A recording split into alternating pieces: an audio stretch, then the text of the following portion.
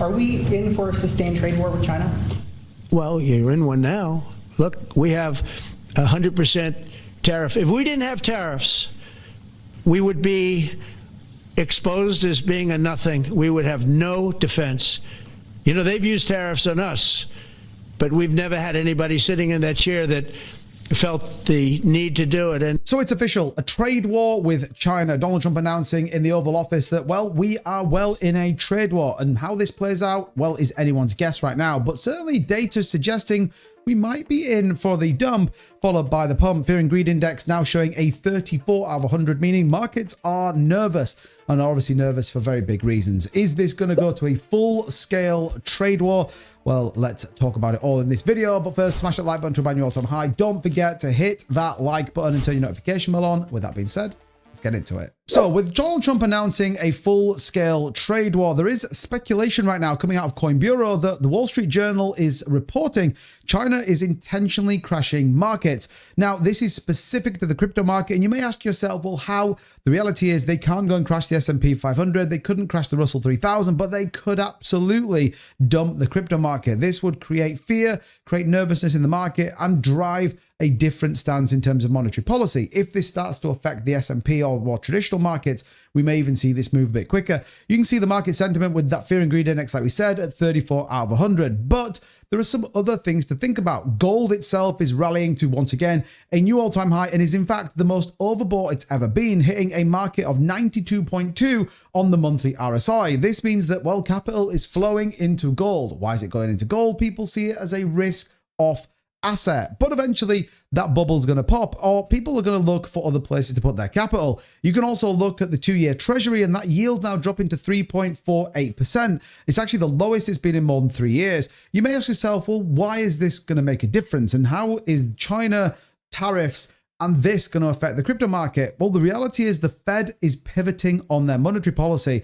And remember, lower treasury yields mean that people may look for opportunities. Where do opportunities sit? In the cryptocurrency market. Lower yields mean lower interest rates. They also mean lower opportunity costs. So for example, if they want to go and get leverage against a certain asset, stocks, they get it at a cheaper rate. And falling yields reflect expectation that the Fed is going to ease monetary policy. Stephen Mirren announcing today the China trade tensions are a further reason for quick interest rate cuts. In fact, he speculates that another 1.25% point cuts could actually be here, and this is what he is determined to drive, and he was talking about this back in September. He also said that the expectation is that restrictive policy is affecting the market and that Jerome Powell should move on this.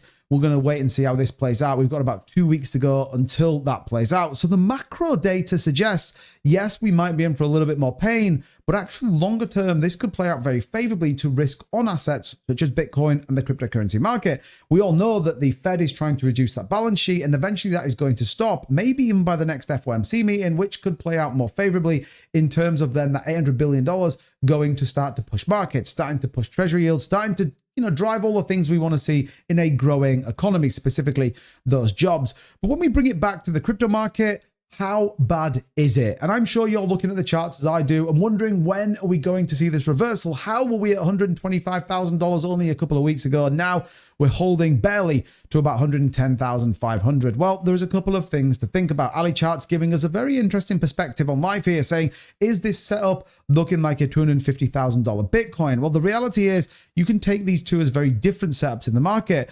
The first one was, well, a big blow off top, followed by that dump all the way down to around 21,000 from 2023. What does it look like right now?